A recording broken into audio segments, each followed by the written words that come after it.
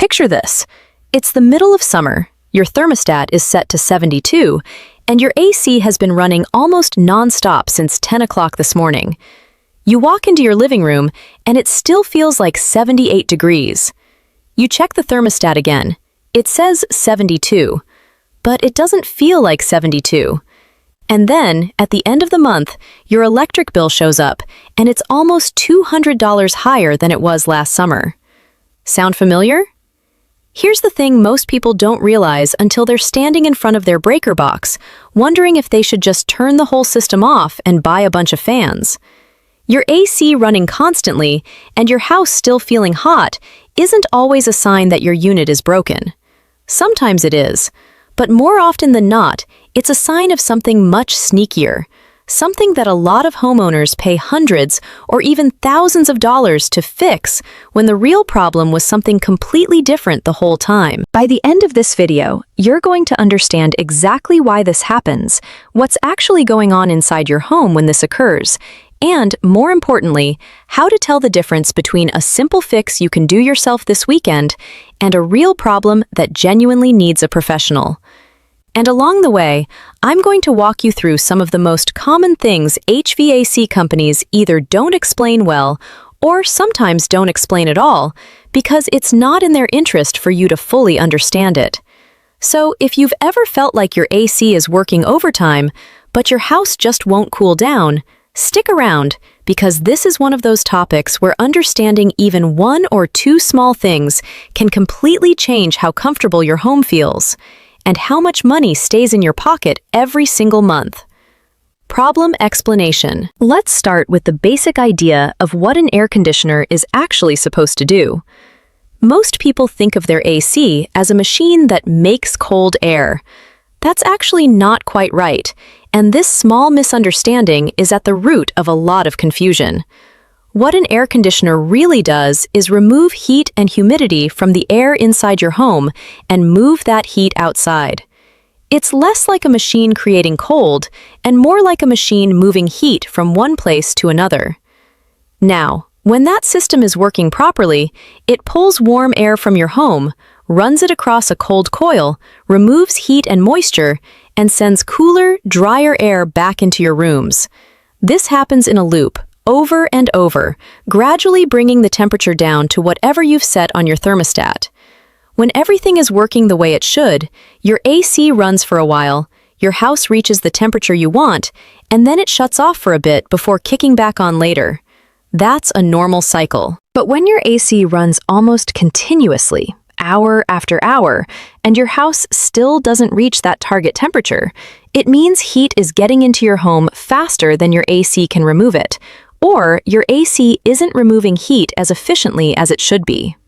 And here's where it gets interesting, because there are actually several different reasons this can happen, and they range from something as simple and cheap as a dirty air filter, all the way to something more involved like a refrigerant leak or a sizing issue with the unit itself. The reason most people get this wrong is that they assume the loudest, scariest explanation must be the right one.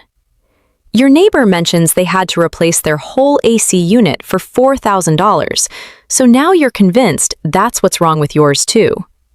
Or a technician comes out, takes one look and says the word compressor, and suddenly you're mentally preparing to spend your vacation fund on a new system. But here's the truth. In a huge number of cases, what's actually happening is something far more boring, far more common, and far cheaper to fix than people expect. Think about your house like a cooler you'd take on a picnic. If you put ice in a good, well-sealed cooler with a tight lid, that ice stays cold for hours. But if that same cooler has a cracked lid, or it's sitting in direct sunlight, or you keep opening and closing it every 5 minutes, the ice melts fast, no matter how good the cooler itself is. Your AC is like the ice. It's working to keep things cool, but if your house is leaking that cool air out or letting hot air in, the AC has to work constantly just to keep up, and it may never actually catch up. So before we even talk about your AC unit itself, we have to talk about your house as a system. Because here's something a lot of people don't think about. Your home has dozens of tiny gaps, cracks, and weak points where outside heat sneaks in. Around windows, doors, attic hatches, recessed lighting, electrical outlets on exterior walls, and gaps where pipes and wires enter your home. Individually, each one of these might seem tiny and insignificant, but add them all up across an entire house, and during a hot summer day, that's a lot of warm air finding its way in, and a lot of cool air finding its way out. Now here's where it gets a little more technical, but I promise I'll keep it simple. Your attic, in particular, can become an oven during summer. On a 95-degree day, the temperature inside an uninsulated or poorly insulated attic can climb to 130, even 150 degrees. That heat doesn't just stay up there, it radiates down through your ceiling into your living space. If your attic insulation is old, thin, or has settled over the years, which is extremely common in homes more than 10 or 15 years old, that heat is basically pouring into your house all day long, and your AC is fighting a losing battle trying to counteract it.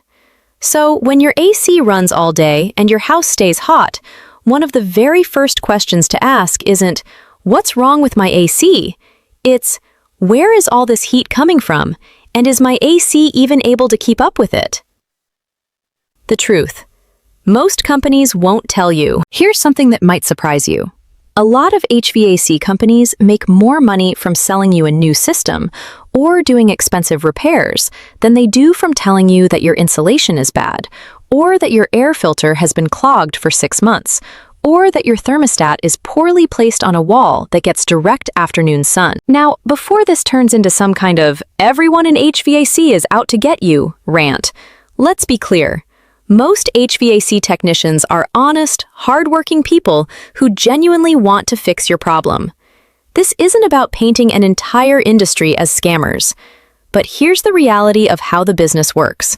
A technician gets called out, and they're often working on commission, or their company has sales targets they're expected to hit.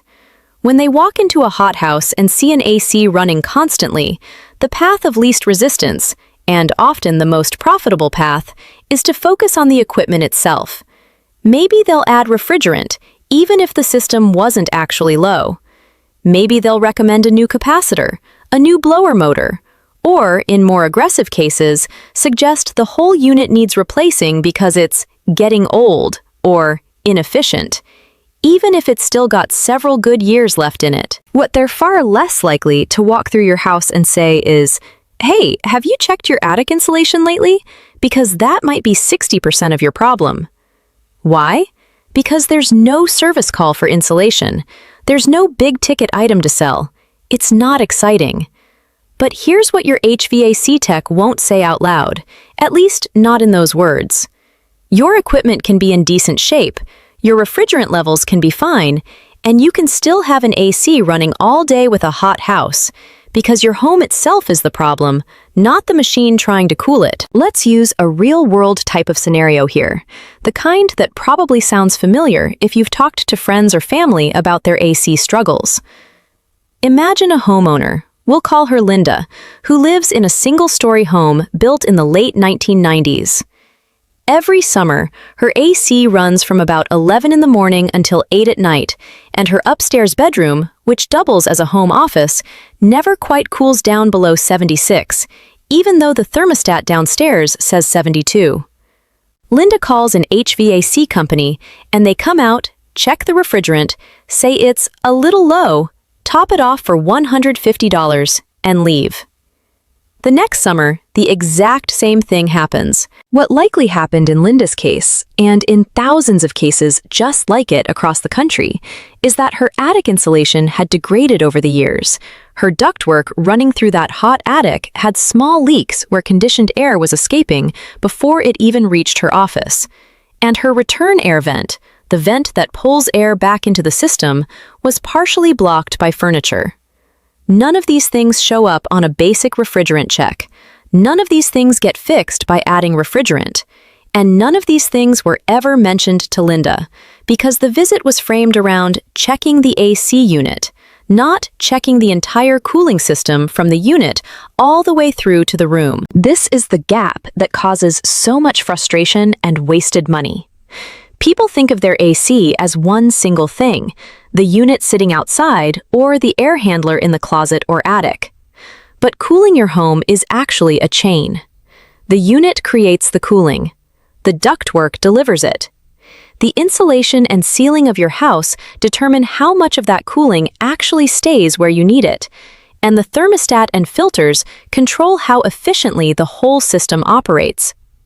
If any single link in that chain is weak, the whole chain underperforms, and your AC compensates by running longer and harder, which is exactly what you're seeing on your electric bill. This isn't to say refrigerant levels never matter, or that techs are always wrong to check the unit first. Sometimes the unit really is the issue, and we'll talk about how to tell the difference in a minute.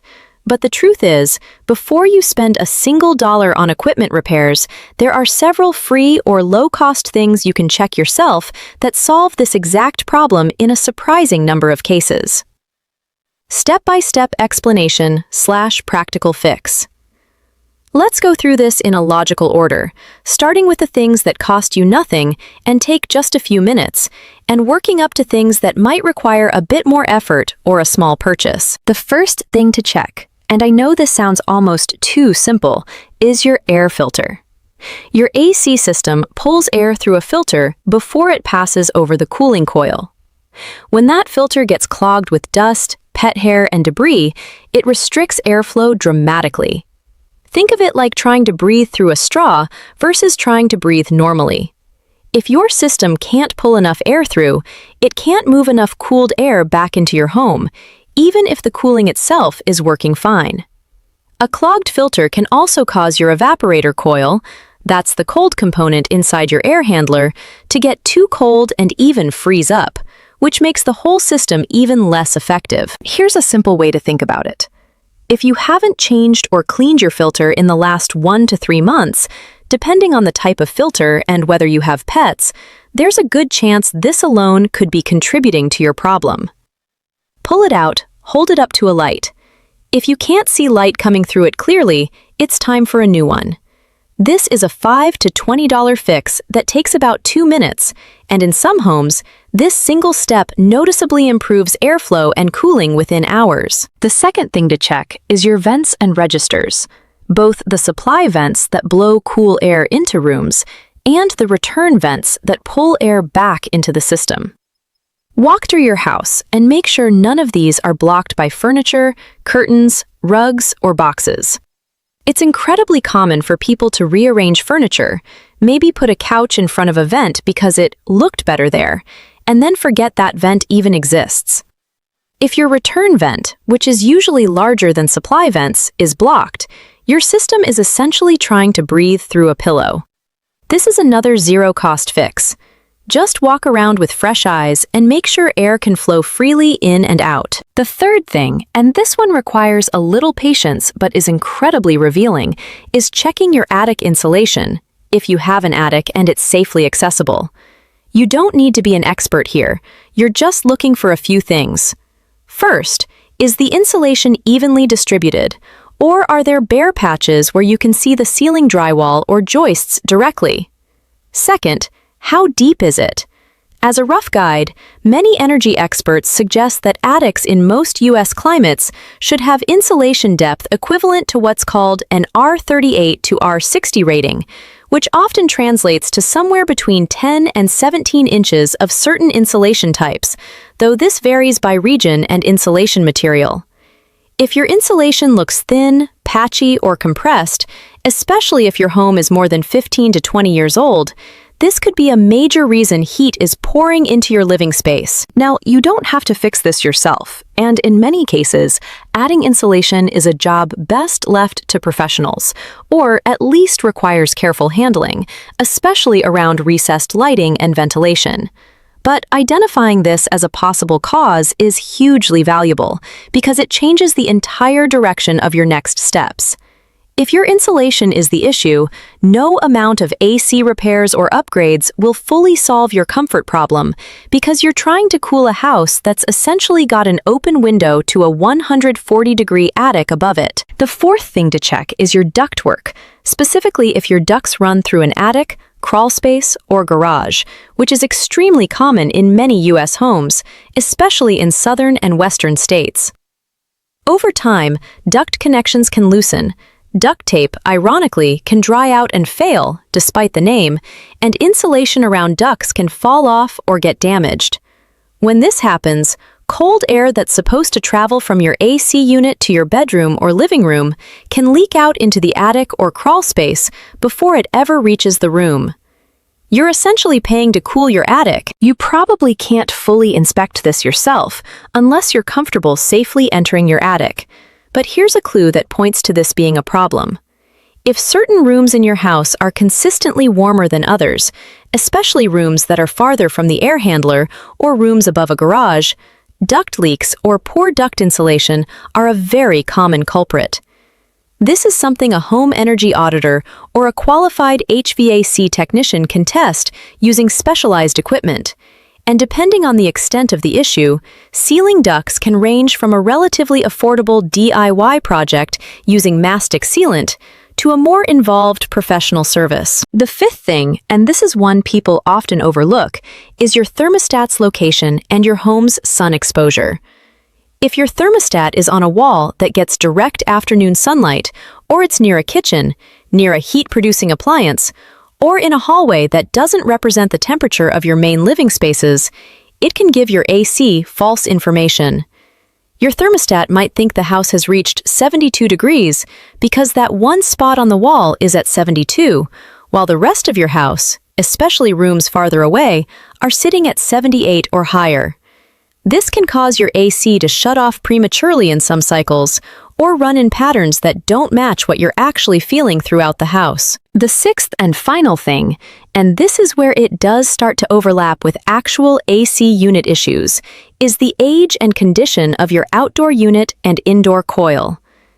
If you've gone through everything above, your filter is clean, your vents are clear, your insulation seems reasonable, your ducts seem fine, and your thermostat is in a sensible location, but your AC is still running constantly without reaching the set temperature, then it's worth having a licensed technician check things like refrigerant charge, the condition of your outdoor condenser coil, which can get covered in dirt, dust, grass clippings, and debris over time, restricting its ability to release heat, and the overall age and capacity of your system compared to the size of your home. A system that's too small for your home, sometimes called undersized, will run constantly no matter how well maintained it is, simply because it doesn't have enough capacity to keep up on the hottest days. The key here is sequence. Check the free and cheap things first. They solve the problem more often than people expect, and even when they don't fully solve it, they often make a noticeable difference and help any technician you do call diagnose the real issue faster, because you've already ruled out the simple stuff. Real numbers and cost breakdown.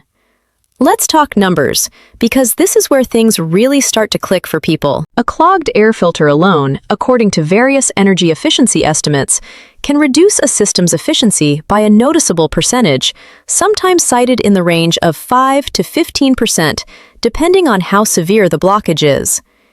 If your monthly summer electric bill is around $250 and air conditioning makes up roughly half of that during peak summer months, even a modest efficiency loss from a dirty filter could be adding somewhere in the ballpark of $10 to $20 a month to your bill, for a fix that costs less than $20 total. Over a 5-month cooling season, that's potentially $50 to $100 in savings just from staying on top of your filter. Now let's talk attic insulation, because this is where the bigger numbers come in. The U.S. Department of Energy has noted that for many homes, improving attic insulation and air sealing can lead to meaningful reductions in heating and cooling costs, with various studies and programs citing potential savings in heating and cooling combined that can range widely depending on the home's starting condition. sometimes cited as up to 10 to 20% of total energy costs for homes that were significantly under-insulated. If your annual heating and cooling costs are around $2,000, even a 10% reduction would be $200 a year. And for severely under-insulated homes, the impact could be larger. The cost of adding attic insulation varies significantly depending on your attic size, the type of insulation, whether it's a DIY blown-in job using a rented machine from a hardware store, which can sometimes cost a few $100s in materials, or a professional installation, which for an average attic might range from around $1,500 to $3,500, depending on your region, attic size, and the insulation type used.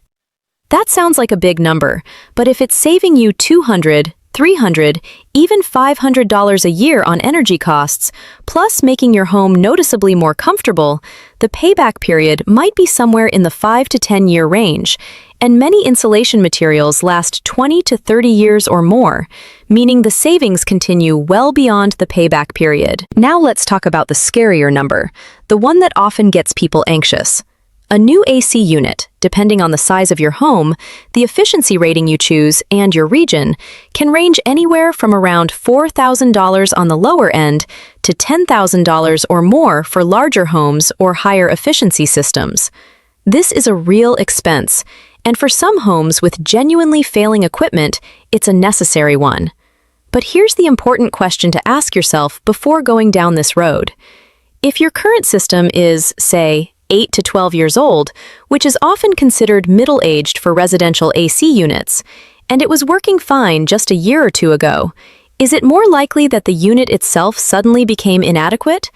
Or is it more likely that something changed in how well your home retains the cooling it produces? This isn't to say you should never replace an aging system.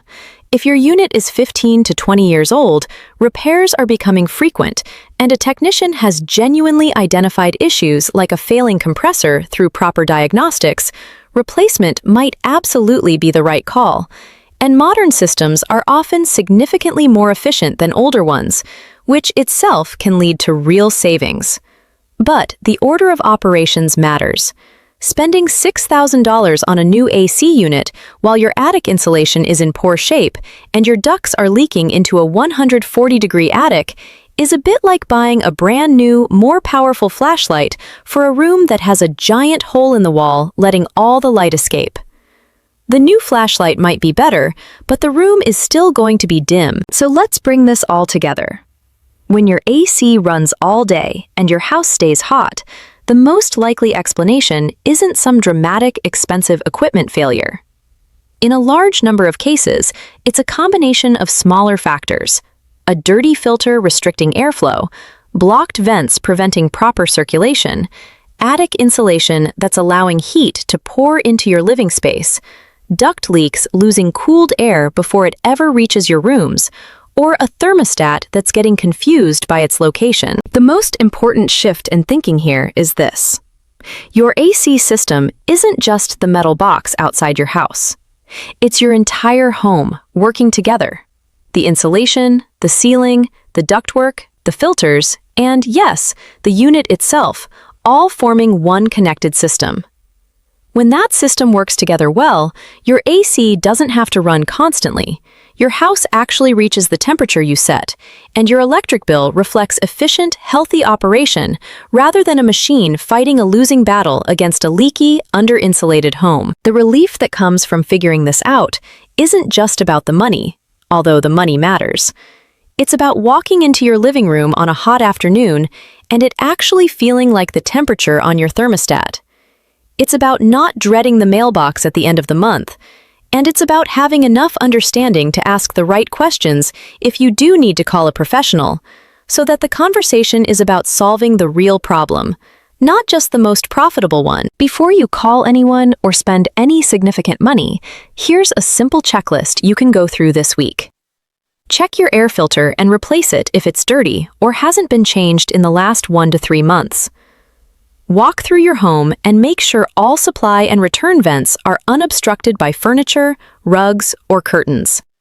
If you can safely access your attic, take a look at your insulation and note whether it looks thin, patchy, or uneven. Pay attention to whether certain rooms are consistently hotter than others, which can hint at duct issues. Check where your thermostat is located and whether it's exposed to direct sunlight or unusual heat sources. And finally, if you've gone through all of this and your AC is still struggling, that's when it makes sense to call a licensed technician. And now you'll be in a much better position to have an informed conversation about what's really going on. At the end of the day, your AC running constantly while your house stays hot is frustrating, but it's rarely a mystery once you know where to look. More often than not, the answer isn't a brand new unit or a major repair bill. It's a handful of smaller things working against each other, things that are completely within your power to check and often fix yourself. So here's what I want you to do. Go check your filter right now if you haven't in the last couple of months. Take a walk through your house and check those vents. And if you've got an attic, take a quick peek up there this week. And when you're done, drop a comment below and let me know what you found. Or even better, drop your current AC bill in the comments and let's see how it compares to others watching this video.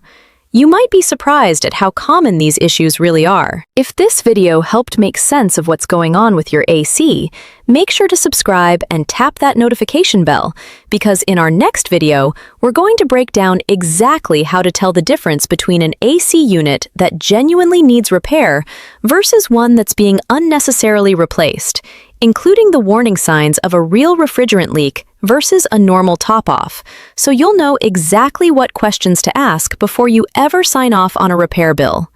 Thanks for watching, stay cool, and I'll see you in the next one.